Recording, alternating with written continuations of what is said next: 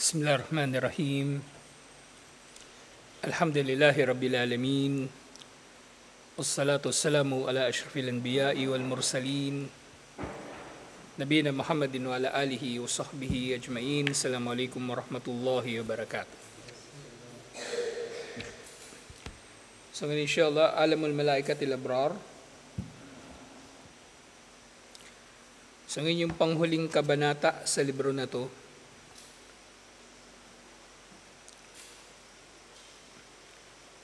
Al-malaikatu wa baqiyatul makhluqat.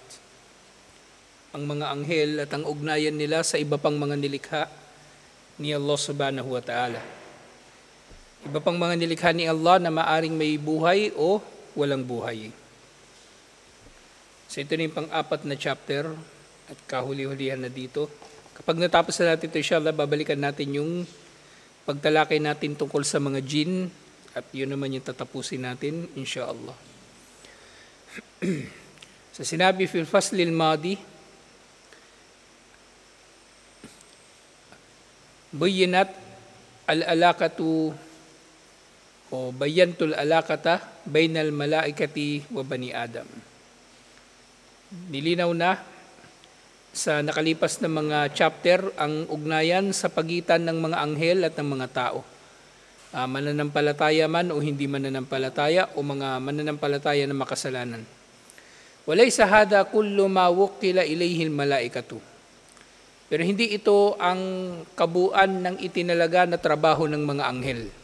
Marami pa sila ibang trabaho. Fa innal malaikata yaqumuna ala mukhtalifi shu'unil kauni mimma nushahiduhu wa ma la nushahiduhu. Tunay na mga anghel ay gumagawa ng iba pang mga gawain na maaring nasasaksihan natin at hindi natin nasasaksihan. Gawain na nasasaksihan natin, ibig sabihin, kumbaga, mga bagay-bagay na may kinalaman dito yung mga anghel, nakikita natin yung nangyayari, pero syempre hindi natin nakikita yung mga anghel. Bawa niyan, nakikita natin yung pagdating ng ulan. At alam natin na si Allah ay nagtalaga ng anghel na namamahala kumbaga sa ulan. Pero hindi natin nakikita yung anghel, pero nakikita natin yung pag-ulan. Ito yung tinutukoy dito. At meron pang ilang mga bagay na hindi natin nakikita. Halimbawa, yung pagdating ng anghel sa sinapupunan ng ina, hindi natin nakikita. Yung anghel, hindi natin nakikita. At yung proseso, hindi natin nakikita. Pero nalalaman natin. At syempre marami pang iba na maaaring hindi na natin nalalaman. Nangyayari pero hindi natin nalalaman at napapaloob din sa al-ghaib. So dito, wasa'akta fi bidhikri ba'da ma ja'a fi dhalika minan nusus. At ang ilan sa mga napagtibay mula sa mga batayan ay ang itong ang sumusunod na mga mababanggit. At meron ditong nababanggit na ilang mga ugnayan ng mga anghel sa mga ilang mga nilikha ni Allah. Hindi pa pala ito yung huling kabanata. Meron pa palang chapter 5. So meron dito tinukoy tatlo, ang mga anghel at ang mga ang hamlatul arsh. Kumbaga yung mga anghel o kabilang sa kanila, kabilang sa mga anghel yung nagbubuhat ng trono ni Allah. Ngayon kung paano ito binubuhat ng mga anghel, hindi na natin alam. At bakit kailangan pa ng anghel na buhatin yung trono? Hindi na rin natin alam. Okay, mga pilosopo na lang yung nagtatanong nito. Lalong-lalo na yung mga Muslim na marurumi ang akida. Sabi nila, hindi raw dapat ganito inuunawa yung ayah na merong mga anghel na nagbubuhat ng trono ni Allah. Mas marunong pa kayo kay Allah. Na yun nga sinabi ni Allah at yun ang pagkaunawa ng naunang henerasyon ng mga Muslim, wala na tayong ibibigay na iba pang interpretasyon dito. Siyempre may mga anghel sa kabundukan na mamahala sa kabundukan at may mga anghel na pangatlo, itinalaga ni Allah para mamahala sa ulan, pagtubo ng mga halaman at pagdadala ng biyaya, panustos sa mga nilikha. Siyempre lahat ito ay sa utos ni Allah. Sa una doon sa Hamalatul Arsh, Yung Hamalatul Arsh, sila yung mga anghel na nagbubuhat ng trono ni Allah. Al-Arshu Adamul Makhlukat. Ang trono ni Allah ang pinakadakila sa mga nilikha ni Allah. So, ibig sabihin yung trono niya ay kabilang sa mga nilikha. Ngayon, merong mga talakayan yung mga scholar kung ang nauna ba ay yung panulat o ang trono. So merong iba't ibang pananaw ang iba't ibang mga scholar dito. Pero either of the two, so mauna man ang panulat o mauna yung trono, ang trono ni Allah ang pinakadakila sa mga nilikha ni Allah. Muhitum bis samawati wa fawqiha, na ang trono na ito ni Allah ay nakasasaklaw sa lahat ng kalangitan at ito'y nangingibabaw, kumbaga nangingibabaw sa lahat ng kalangitan.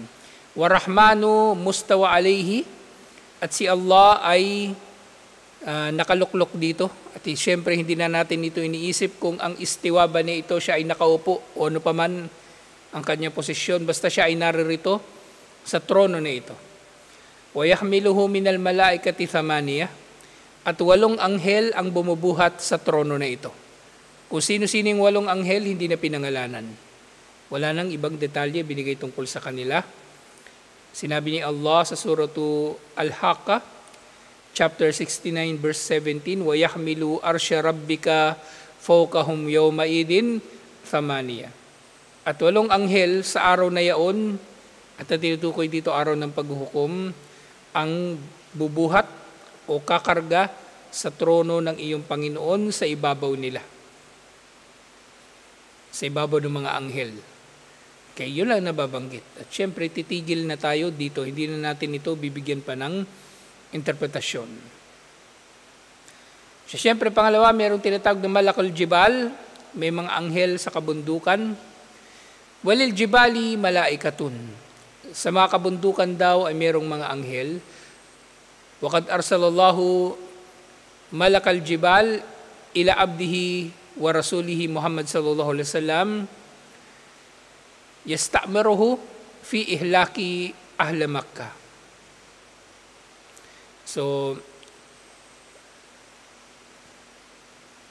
dumating daw minsan kay Propeta Muhammad sallallahu alaihi wasallam ang anghel ng kabundukan at humingi ito, kumbaga kinausap niya si Propeta Muhammad sallallahu alaihi wasallam, humingi ito ng permiso kung gusto bang wasakin ni Propeta Muhammad sallallahu alaihi wasallam ang mga taga-Makkah. So yung mga taga-Makkah, syempre yung pangunahin na ng api kay Propeta Muhammad sallallahu alaihi wasallam. So sila yung hiniling nung anghel ng kabundukan kung gusto ba ni Propeta Muhammad sallallahu alaihi wasallam na tabunan niya yung mga tao ng kabundukan. At yun nga, sinabi dito ni Sheikh Omar Al-Ashkar, ang gusto niya dito na tabunan ay yung mga taga-Makkah. Iniulat ni na Imam Al-Bukhari at Imam Muslim mula kay Aisha radhiyallahu anha na sinabi ni Propeta Muhammad sallallahu alaihi wasallam, o sinabi ni Aisha kay Propeta Muhammad sallallahu alaihi wasallam, Ya Rasulullah, hal ata alayka yawmun kana ashaddu min yawmi Uhud? O sugo ni Allah, meron pa bang ibang araw na mas matindi para sa iyo kaysa sa araw ng Uhud? Yung araw ng Uhud, yung araw ng labanan sa Uhud. Yung nabasag yung ngipin niya at inakala ng Quraysh na napatay nila si Propeta Muhammad sallallahu alaihi wasallam. Mahirap na araw yun para kay Propeta Muhammad sallallahu alaihi wasallam. Pero tinanong siya ni Aisha, meron pa bang naging mas mahirap para sa iyo kaysa sa Uhud? Sabi niya, laqad laqitu min qaumika wa kana ashaddu ma laqitu minhum yawm al-aqabah. Na sinabi ni Propeta Muhammad sallallahu alaihi wasallam na nagdusa daw siya ng matinding pagdurusa sa mga kababayan ni Aisha, yung Quraysh. At ang tinutukoy niya na araw na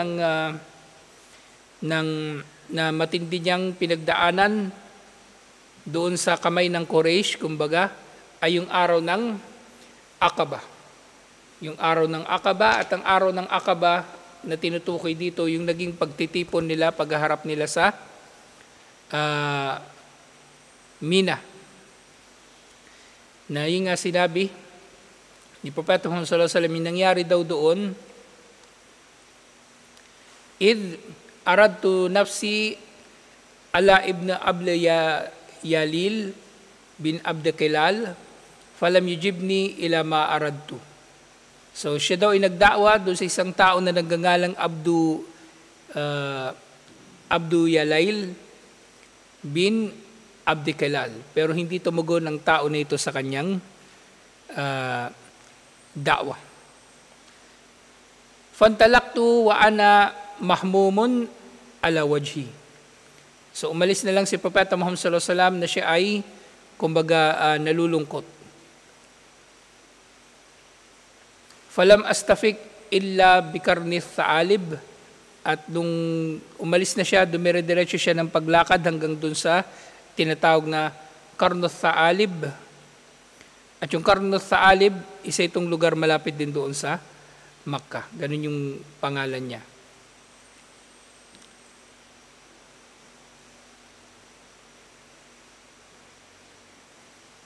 Farafa'tu ra'si fa'ida ana bi sahabatin qad adallatni. At doon sa kanyang kalungkutan na, kumbaga, iniangat niya yung kanyang ulo sa langit at nakakita siya ng ulap na nakasunod sa kanya at nilililiman siya ng ulap na ito. Fanadartu, faida fiha Jibril fanadani. At nakita niya doon malapit sa ulap na yun, si Jibril alayhis salam, at tinawag siya. Siyempre dito, nang nakita niya dito si Jibril alayhis salam, maunawaan natin na hindi niya nakita si Jibril alayhis salam sa tunay na anyo nito.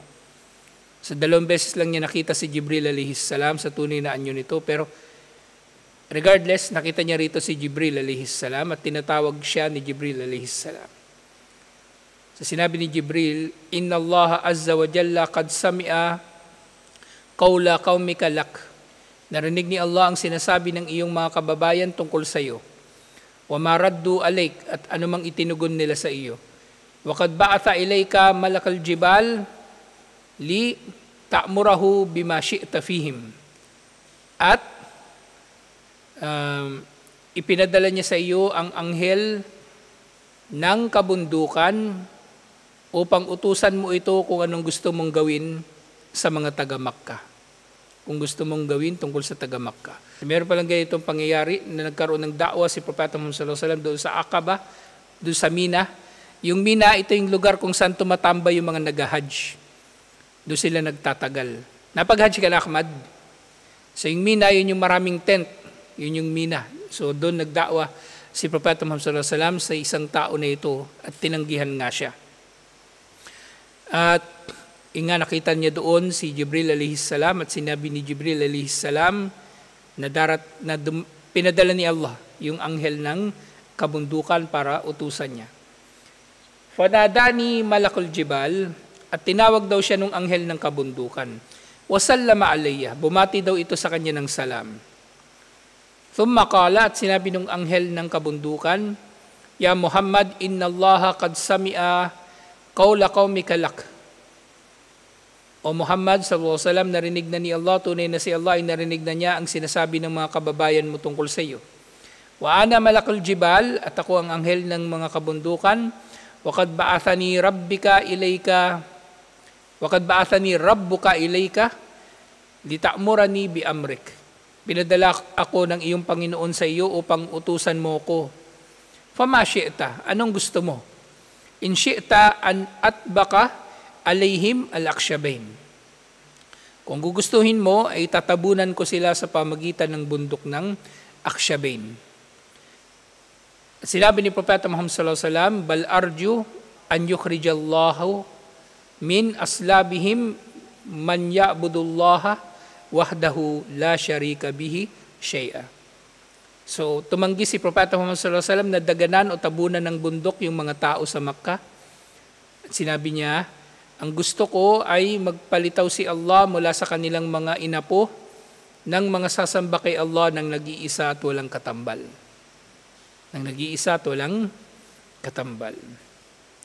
So yung Akshabain na tinutukoy dito, yung itatabon ng anghel ng kabundukan, 2 bundok ito na malapit sa Makkah. Kasi Makkah bulubundukin.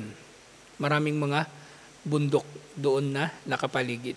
At ang Makkah para siyang valley sa gitna ng mga bundok. At yun din, pangatlong natukoy dito na mga ugnayan ng mga anghel sa mga iba pang nilikha ni Allah. So meron mga anghel na itinalaga upang mamahagi ng ulan, magpatubo ng halaman, at magpadala ng mga biyaya ni Allah. So sinabi ni Ibn Kathir rahimahullah, Mikail muwakkalun bil katri wan nabati alladhina yukhlaqu minhuma al-arzaqu fi hadad dar. Si Mikail alayhis salam, siya raw ang itinalaga sa ulan at sa mga pananim na mula sa dalawang ito ay sumisibol ang mga biyaya ni Allah sa mga naririto sa mundo. Walahu a'wanun yaf'aluna ma ya'muruhum bihi bi amri rabbih. At meron siya mga kasama na mga anghel din na gumagawa ng anumang iutos ni Mikail. At syempre ito ay ayon sa utos din ng kanyang Panginoon si Allah. Yusrifuna riyaha was sahab, at bukod pa rito sila ay nagpapakalat ng hangin. Yung hangin kinokontrol nila, at ganyan din yung mga ulap.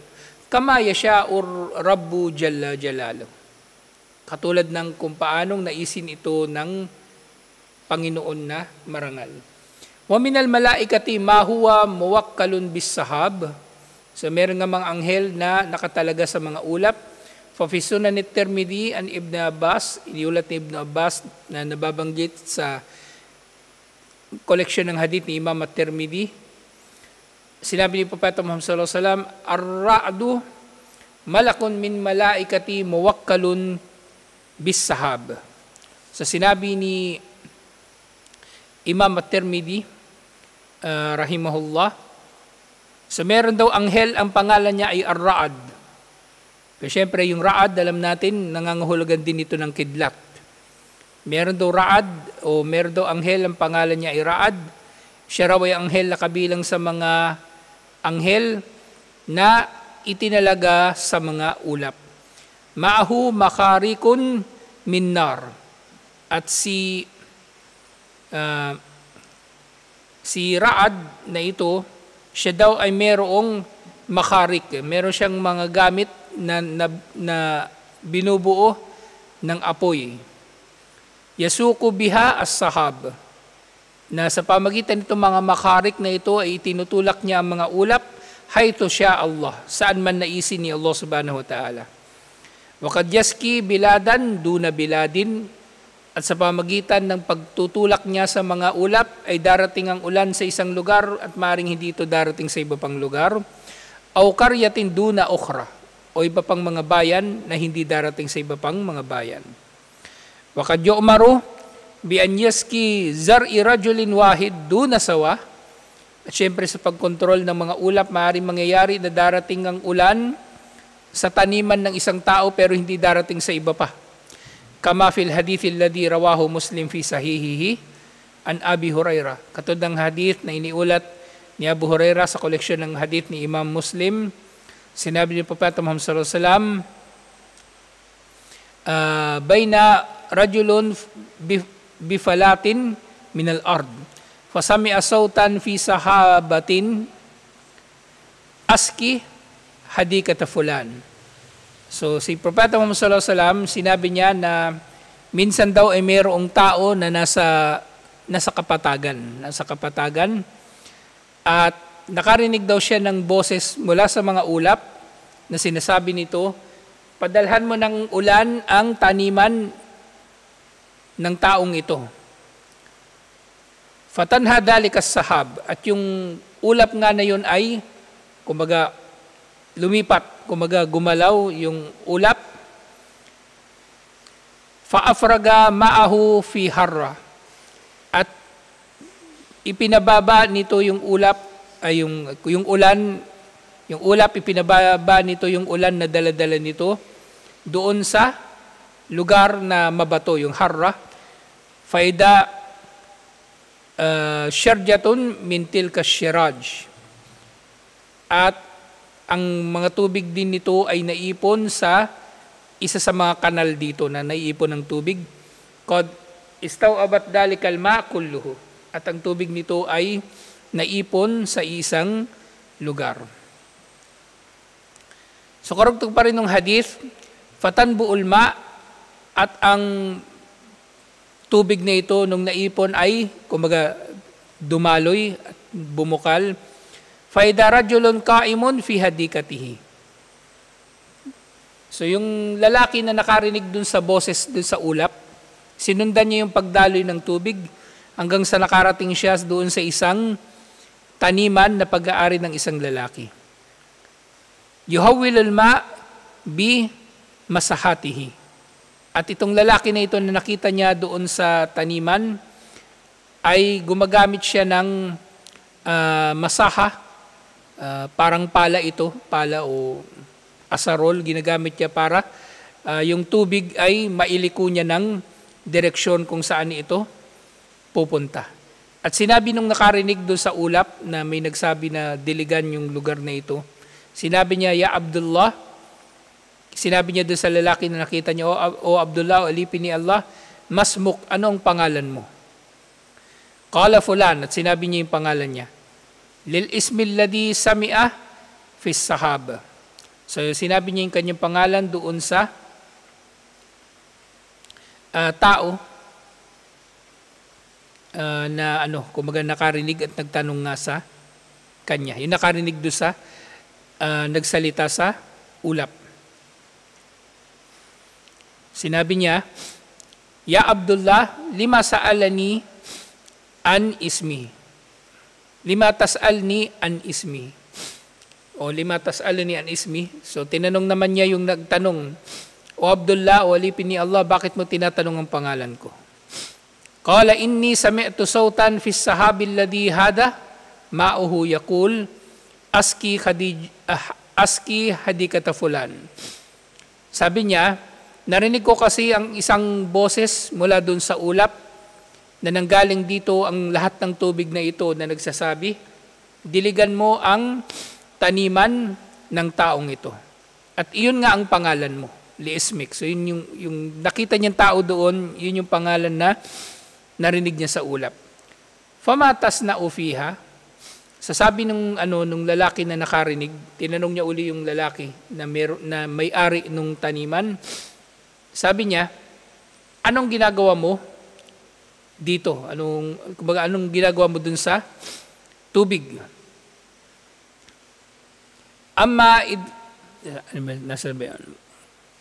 Famatas na ufiha.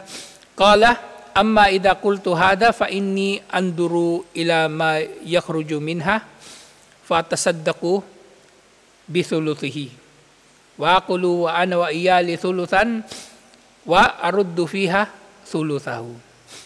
So yung tubig daw na yon at yung anumang tumutubo mula rito ng mga pananim, sinabi niya, hinihintay niya raw na tumubo yung kanyang mga pananim mula sa tubig na yon. At ang 1/3 ng kanyang kinikita ay binibigay niya bilang sadaka, paatasaddaku bi thuluthihi. At yung 1/3 ay ipinapakain niya sa kanyang pamilya, ibig sabihin ginagamit niya ng personal. At ang 1/3 ay ibinabalik niya daw doon sa kanyang taniman. Ibig sabihin tinatanim niya uli. Itinatanim niya uli yung 1/3 ng kanyang mga inani. Na dito nga, wa ala kullin fal malaikatu muwakkaluna bis samawati wal ard. So mula sa hadith na ito, naiintindihan natin ang mga anghel, sila ay may kinalaman sa pamamahala ni Allah sa kalangitan at lupa. Fakullu harakatin fil alam fahiya nashi'atun anil malaika. At anumang mga kaganapan na nangyayari sa mundo, may kinalaman ng mga anghel dito. Katulad ng sinabi ni Allah subhanahu wa ta'ala, فَالْمُدَبِّرَاتِ أَمْرًا, inando sa Suratun Nazi'at, فَالْمُدَبِّرَاتِ أَمْرًا, nanunumpa si Allah sa mga anghel na mudabbir. Kumbaga namamahala sa mga gusto ni Allah na pamahalaan nila. At gayon din sinabi ni Allah sa Suratul Dhariyat, fal muqassimati amra, silang mga nagbabahabahagi ng mga biyaya ni Allah. Wa yaz'amul mukaththibuna lirrusuli almunkiruna lilkhaliqi anna an-nujum hiya allati taqumu bidhalika kullu. So merong mga tumatanggi sa mga anghel, hindi sila naniniwala sa mga anghel na sinasabi nila na ang dahilan ng pangyayari ng lahat ng mga nangyayari sa mundo ay dulot ng mga bituin. Pero hindi ito totoo. Wakaddabu, at sila nagpasinungaling. Falladhi yudabbiru dhalika kulluhul malaikatu bi amrillahi ta'ala. Ang mga ito ay nangyayari o napapamahalaan sa pamagitan ng mga anghel ayon sa utos ni Allah. Katulad ng sinabi ni Allah sa Suratul Mursalat, wal mursalati arfa, fal asifati asfa, wan nashirati nashra. Nanunumpa siya sa ngalan ng mga anghel na ito. At ito yung mga trabaho ng mga anghel na tinukoy niya dito. So yung mga mursalati arfa, sila yung mga anghel na urfa, kumbaga magkakasunod o magkakasama na inutusan ni Allah. Ibig sabihin, kapag natapos na yung isa, may susunod pa na isa pa. May susunod na isa pa. At sumunod na ayah, fal asifati asfa, si Allah naman ay nanunumpa sa mga anghel na nagkokontrol ng hangin. Pero dito sa translation, ang ginamit nilang translation yung hangin mismo. Pero syempre lahat ng ito ay nangyayari ayon sa utos ni Allah sa mga anghel. Kung maging mga anghel pa rin ang namamahala sa mga ito. Wan nashirati nashra, nanunumpa si Allah doon sa mga anghel na nagpapakalat ng mga ulap. So dito muli sa translation, binabanggit yung hangin. Pero syempre, may ibang tafsir na tinutukoy dito yung mga anghel na namamahala sa hangin. Falfarikati farka. At nanunumpa si Allah doon sa mga naghihiwalay sa pagitan ng tama at mali. Falmulkiyati dhikra, at silang mga nagdadala ng paalala. So lahat ng ito ay applicable sa mga anghel. Yung mga anghel na naghihiwalay sa tama at mali, so maaaring tinutukoy dito ni Allah yung mga nagtatala kung ang ginawa ba ng tao ay tama o mali. Okay? Yung mga anghel na nakatalaga para maglista ng mabubuti o masasamang gawain ng tao. So dito sinabi sa mga sumunod na nabanggit na ayah sa suratul Suratul Nazi'at, wan nazi'ati garqa, wan nashitati nashta, was sabihati sabaha, fas sabikati sabaka, fal mudabbirati amra. So dito, mga anghel din ang tinutukoy dito ni Allah. Nanunumpa si Allah doon sa mga nazi'at, yung mga nanghihila ng kaluluwa ng mga mamamatay na. So hinihila nila yung mga kaluluwa ng mga mamamatay na. Nasa nazi'at, syempre sa konteksto ng nazi'ah, hinihila nila yung kaluluwa ng mga kuffar. Kasi mga kuffar, kailangan nilang hilain yung kaluluwa kasi ayaw lumabas ng kaluluwa. Kaya yung nazi'at dito, humihila ng kaluluwa at sinasabi sa ibang mga tafsir, ang tinutukoy dito specifically kaluluwa ng kuffar. Wan nashitati nashta, silang mga nashitat, sila naman yung kumukuha ng kaluluwa ng mga mananampalataya. So may distinction sa pagitan ng nazi'at at saka nashitat. Nazi'at, hinihila talaga nila yung kaluluwa. Tapos yung nashitat, dahan-dahan lang nilang kinukuha yung mga kaluluwa. At yung mga sabihati sabaha, sila yung mga kasama ng mga kawakib, mga mga planeta o mga heavenly bodies at mga anghel din ito. Na yun nga, umiikot yung mga planeta sa kontrol din ng mga anghel. Ganun ang kahulugan nito. Fasabikati sabaka, at nanunumpa si Allah doon sa mga nagmamadali, naguunahan. At syempre, maaring tinutukoy nga rin dito yung mga anghel o kaya ay mga bituin na actually mga bituin na umiikot sila sa langit. Katulad ng buwan at araw. May oras din sila ng pagsikat at may oras din sila ng paglubog. At ganyan din panghuli, falmudabbirati amra, nanunumpa si Allah sa mga inutusan niya na gumawa ng tadbir, pamamahala sa kanyang mga nilikha. At panghuli na grupo ng mga ayah na tumutukoy sa trabaho ng mga anghel, Suratul Safat, was-safati saffa, farrajifati zajra, fattaliyati dhikra. Nanunumpa si Allah sa mga safati saffa, silang mga nakalinya, nakapila. Yung mga anghel, lalong-lalo na kapag sila ay nakaharap kay Allah at lalong-lalo na sa araw ng paghukom. Naka-organize ang mga anghel na parang mga sundalo. Naka-organize sila doon. At yung sumunod na ayah, yung az-zajirati zajra, silang mga zajirat, silang mga nagtutulak o namamahala sa mga ulap. At yung taliyati dhikra, sila naman yung mga nagbabasa o kumbaga nagdadala ng kapahayagan ni Allah subhanahu wa ta'ala. At lahat ng ito ay pawang mga anghel. So maaaring may nababanggit sa ibang tafsir na may iba pang tinutukoy dito liban pa sa mga anghel. Pero dito nilagay ni Sheikh Omar Al-Ashkar ang grupo ng mga aya na ito, 3 grupo ng mga aya. Mula sa Suratul Mursalat, Suratul Naziat, at yung panghuli doon sa Suratul Safat, na lahat ay pawang mga aya tungkol sa mga anghel. Fakullu hadihil aya hadithun anil malaikati hala qiyamiha bitadbiri syu'unis samawati wal ard.